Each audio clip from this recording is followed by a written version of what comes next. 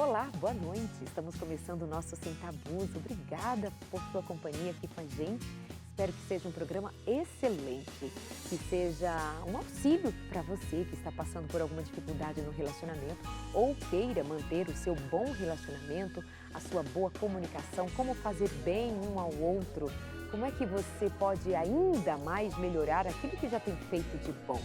Porque é interessante não nos acostumarmos, não deixarmos que as coisas estejam tão acomodadas, porque sempre um algo mais é possível, ainda cabe na nossa relação. E isso vai passar pelos aspectos da sua sexualidade também, da vida sexual do casal, de como isso pode ser muito ainda renovado e ainda cheio de alegrias para quem sabe lidar com os desejos do outro, as necessidades do outro, atender e também, claro, vai poder receber e vai querer receber, isso é legítimo. Vamos falar dessa troca bonita aqui no Sem Tabus. Fica com a gente, a minha convidada de hoje é a terapeuta de família, Isabel Passos. Bem-vinda e boa noite. Boa noite, que prazer estar aqui mais uma vez, né? Obrigada. Para tratar de um assunto que é tão importante, tão delicado e é saúde para a vida das pessoas, né? Vamos começar com as meninas, que elas são assim as que mais perguntam como é que eu faço para satisfazer, para atender às necessidades dos meninos, né, do marido, mas sem que seja de uma forma subserviente, negativa, e dessas que a gente também não gosta mais, né? Vamos falar das necessidades positivas. O que você traz para a gente do ponto de vista das mulheres? Então, do ponto de vista das mulheres enquanto amante dos seus maridos, né? Primeiro é preciso se desprender ou se desfazer de alguns mitos que se carrega, entendendo que a necessidade sexual do seu marido não é só uma questão física, porque se coloca muito o homem nesse lugar daquele que precisa do sexo por uma questão meramente física, é uma descarga que ele possui, quando na realidade ele possui uma necessidade afetiva ligada à questão sexual, tanto quanto a mulher. Então a mulher precisa estar atenta a isso, entender que ejaculação e prazer sexual não são a mesma coisa, são coisas diferentes. Que se a ejaculação é um processo praticamente mecânico, mas o prazer sexual não. O prazer sexual envolve aquele homem que se sente amado, que se sente cuidado. Então, eu vejo, às vezes eu escuto mulheres falarem desse aspecto e elas se preocupam muito com a questão da aparência, com a questão de uma roupa diferente, com a questão desses detalhezinhos, mas outras questões elas vão deixando um pouco de lado e elas não conseguem atender às necessidades sexuais e afetivas do seu marido, porque elas estão olhando em uma outra direção, que não é exatamente a que ele mais precisa. É óbvio que é importante uma mulher bonita, bem arrumada, cheirosa, não é? Não exatamente magra, como às vezes as pessoas pensam, né? Elas podem ser gordinhas e elas podem ter estria e celulite, não há nenhum problema quanto a isso, porque vida sexual não tem a ver com isso, tem a ver com o vínculo conjugal que está sendo construído e estabelecido com esse casal. Então, ela deve se preocupar com esse aspecto físico, mas ela deve se preocupar com o aspecto afetivo do seu marido. Ela tem sido uma boa ouvinte? Ela tem sido um bom colo? Ela tem sido aquela que ela tem sempre a palavra certa, na hora certa, para dar a esse marido? Ela tem sido aquela que está do lado do marido e que suporta com ele todas as situações, que apoia quando está tudo bom e apoia também quando as coisas de alguma maneira dão errado? Então, a satisfação sexual masculina passa por aí também. Num casal em que a esposa e o marido entendem que o vínculo se constrói nesse universo, muito dificilmente vai acontecer um adultério. O vínculo afetivo vai estar saudável, vai estar forte. Então, às vezes as pessoas se preocupam, olham para a sexualidade, olham para a vida sexual a partir somente desse aspecto físico. A mulher se preocupa muito de creme, às vezes investe tanto, né? Gasta tanto dinheiro com cabelo, com perfume, com isso. Maravilha, se você tem condições, que ótimo que você faz isso. Mas não pode ser só isso. De repente, se você faz tudo isso, mas é aquela mulher que quando o marido chega em casa, está mal-humorada, rabugenta, reclamando, nunca está satisfeita, nunca tem uma obrigada para dizer. Nunca o apoia, Nunca, o é sempre, incentiva. sabe, está sempre em débito, sabe, está sempre alguma coisa que está faltando, é um ser faltante o tempo inteiro. Então, esse ser não vai conseguir dar conta de atender às necessidades afetivas sexuais desse homem. Então, é importante elas pensarem por esse olhar também, né? E isso nos faz, então, entender que quando você fala de vínculo, vínculo é algo mais profundo, vínculo é algo mais real, não é do superficial como da aparência. Eu estava aqui pensando que muitas vezes, quando se ouve falar de um caso de adultério, alguém logo vai dizer assim, mas uma mulher tão bonita, caso ela seja, né?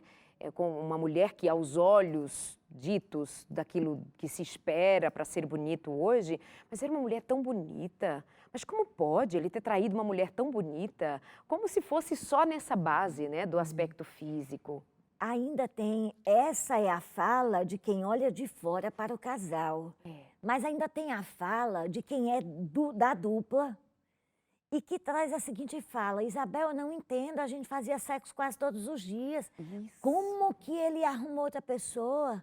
A gente sempre teve uma vida sexual muito boa. Opa, teve uma vida sexual aparentemente boa, mas a vida afetiva não estava. Alguma coisa faltou. Eu quero abrir um parêntese, Darleide, para falar o seguinte: eu não quero, com esse discurso, fazer alguma mulher entender ou dar ao homem a munição, vamos dizer assim, para que ele tenha desculpa para adulterar e ele possa projetar na sua esposa ou ela projetar no seu marido a desculpa para o adultério. Não. A questão não é essa, é importante entender que o adultério é uma decisão individual. Ele decidiu e ele é responsável por isso. Mas eu preciso entender que o contexto afetivo, às vezes, se torna o berço propício para o nascimento de uma situação dessa. E a afetividade, ela é a parte mais importante. Quando a gente fala de vínculo, e aí você trouxe a ideia de que o vínculo é ainda mais profundo, é ainda mais profundo. Muita gente, tem muita mulher, não só é homem, muita mulher achando, Darleide, que o casamento às vezes se resume para que ele possa significar estar saudável, se resume a um pênis e uma vagina, sabe? E o vínculo conjugal não pode depender dos órgãos sexuais. O vínculo conjugal está para muito além disso. Como dizem os meninos lá em casa, é para além das montanhas, sabe? Está para muito além disso. A gente compreender que vínculo conjugal ele precisa permanecer, ainda que o vínculo sexual não possa existir mais. Ainda que esse toque físico ele não possa acontecer. Mas o vínculo conjugal ele precisa estar saudável a ponto de suportar, inclusive, um afastamento físico. Ele precisa estar pronto para isso. Ele precisa ser forte e saudável o suficiente para suportar uma situação como essa, da qual ninguém está livre. Ninguém está. Eu me lembro bem de uma situação, foi uma das situações mais bonitas que eu atendi no consultório já há alguns anos, onde ela, muito jovem, era uma mulher de meia idade, e o marido, também de meia idade, sofreu um acidente e ficou com uma triplegia. Então, ele era quase uma quadriplegia, mas ele ainda tinha o movimento do antebraço esquerdo, era o único membro que ele ainda tinha um certo controle. E quando ele passou quase 3 meses no hospital, e quando ela levou ele para casa, ela colocou ele numa cama de hospital e lá a cama ela teve que colocar fora do quarto, ela colocou na sala. Então você imagine agora esse homem que ele não andava, ele estava acamado, mas ele estava totalmente consciente, porque o trauma afetou a parte motora, mas não afetou a parte cognitiva. Então, ele compreendia tudo que estava ao redor. Ele tinha, o recurso da fala estava prejudicado, as cordas vocais foram prejudicadas, mas ele ainda conseguia balbuciar alguma coisa que dava para entender o que ele falava. E ela, à medida que foi andando o acompanhamento psicológico dela no consultório, ela foi trazendo que percebia que ele estava muito deprimido. E a depressão dele se dava, que na realidade não era um quadro de depressão enquanto patologia, mas enquanto estado de tristeza, de acabrunhamento, se dava por conta da condição de rejeição que ele estava sentindo. Porque ele foi tirado do quarto dele, ele foi tirado do quarto, foi colocado na sala. E agora ele estava se sentindo um homem inútil, né? Aquele homem que não serve mais para nada. E ela trouxe durante o processo que sentia a falta dele na cama. Não enquanto ser sexual, mas enquanto presença afetiva dele ali do lado dela. E aí eu disse, você se comunica direitinho com ele? E ela disse, sim, eu falo, ele entende, ele responde algumas coisas. Eu disse, pergunte a ele se ele gostaria de voltar. E ela então perguntou, e ele disse que sim. Dias depois, ela chegou dizendo que acordava de madrugada e ficava contemplando o marido deitado na cama e sentia vontade de tocar nele, mas que ficava incomodada, ficava envergonhada, porque tinha medo de constrangê-lo, já que ele não tinha mais ereção por conta de todo o trauma neurológico. E aí eu disse, olha, pergunta para ele e veja o que ele vai te dizer. Se ele disser que aceita você tocar nele, você não vai tocar calada. Você toca falando. Você toca dizendo a ele quem ele é para você, a figura que ele continua sendo dentro de casa, que nada mudou, que ele é seu marido, que você gosta dele, que você deseja ele do mesmo jeito. E vai dando essa fala de confirmação para ele. E assim foi. Dias depois, a fisioterapeuta consegue fortalecer o movimento do antebraço esquerdo, com o objetivo de fazer ele ter autonomia para comer. E aí ela teve uma ideia de colocar a mão dele no clitóris dela. E aí perguntou se ele queria isso. E ele respondeu positivamente que queria. E ele tocou. Quando ela teve o primeiro orgasmo, ela contou no consultório que ele ria e chorava. Era de alguém que descobriu que ele não tinha mais uma ereção, mas que ele continuava sendo o homem da vida da esposa dele e que o vínculo conjugal permanecia ali, que o acidente não havia tirado isso, que o casamento continuava existindo. Isso está se falando de uma situação extrema, mas vamos pensar aí em pessoas que estão na velhice. Pessoas que vivem 60, 70 anos, como eu tive tios, avós que viveram 70 anos juntos e viveram com qualidade. O vínculo conjugal não deixou de existir. A vida sexual, ela muda de formato, ela vai tomando, o prazer sexual vai tomando outras formas, vai encontrando outros caminhos, mas não necessariamente deixa de existir. Porque o que mantém é o vínculo conjugal. Se o vínculo conjugal não está saudável, acaba com a vida sexual de qualquer casal jovem. Não precisa chegar à velhice ou sofrer um acidente. Acaba com um casal saudável, porque a raiz está no vínculo. Nós estamos fazendo aqui o Sem Tabus, estamos conversando sobre relacionamento e sexualidade. A minha convidada é a terapeuta de família Isabel Passos e nós temos o cuidado de passar por algumas questões que são pertinentes à demanda que chega aqui para o Sem Tabus, para falarmos de temas que são importantes para muitas pessoas e abrir os olhos de outras, enfim, é comunicar aquilo que é uma realidade presente para todos nós, a necessidade do cuidado com o relacionamento, para que a gente não fique à mercê do que possa acontecer sem nos darmos conta da nossa parte, da nossa responsabilidade, de como podemos ser mais positivos numa relação, de como nós podemos ser mais participativos intencionalmente. Essa é a ideia, né, de provocarmos a intencionalidade numa relação.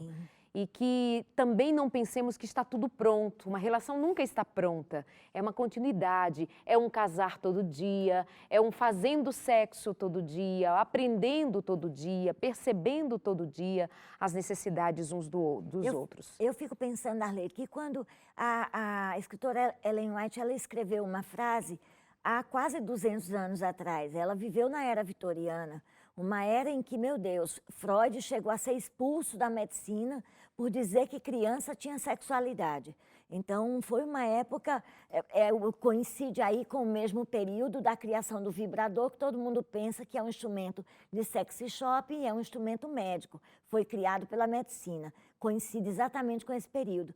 E ela disse algo no livro lá Adventista que eu fico pensando o que passou pela cabecinha da irmã White naquele momento, quando ela escreveu isso. Ela disse assim, que o casamento é uma escola na qual nunca ninguém se diploma. Isso. Eu imagino, e aqui é uma imaginação minha, que ela incluiu aí dentro dessa frase todos os aspectos do casamento. Também creio. A vida sexual é uma delas, sabe? É muito comum você escutar de casais que vivem bem, que têm uma vida tranquila, uma vida harmoniosa, de que o sexo no início do casamento não era tão bom quanto era nos 30 anos de casado, 25 anos de casado. E por quê? Porque o vínculo conjugal foi amadurecendo, o vínculo conjugal foi aprofundando, eu passei a conhecer mais o outro. E sexo satisfatório tem a ver com intimidade, intimidade no sentido de eu saber como é que o outro pensa, de eu saber os limites do outro, de eu saber como me movimentar na vida do outro, de tal maneira que eu não vá fazer algo que agrida o outro, porque eu já conheço o outro. Então tem muito a ver com essa coisa da durabilidade. Né? Relações que não são duradouras não tem muita possibilidade de desenvolver isso. Somente nas relações duradouras é que o sexo pode ser extremamente satisfatório. Eu não entendo, para mim é muito estranho quando eu escuto algumas mulheres fazerem um discurso de que, se eu soubesse que casamento tinha que fazer sexo quase todo dia, eu não tinha casado. Você vê na fala como se fosse uma coisa de carga. É uma carga, é uma obrigação. Não é uma expressão de afetividade. Não é o prazer de estar na companhia do outro. E isso demonstra que alguma coisa não tá legal, ruim, que não é propriamente o sexo. É de outra ordem dentro dessa relação. Nós vamos fazer uma pausa e voltamos, que a conversa está ótima. E aí a gente continua com você, tá bem? Até já!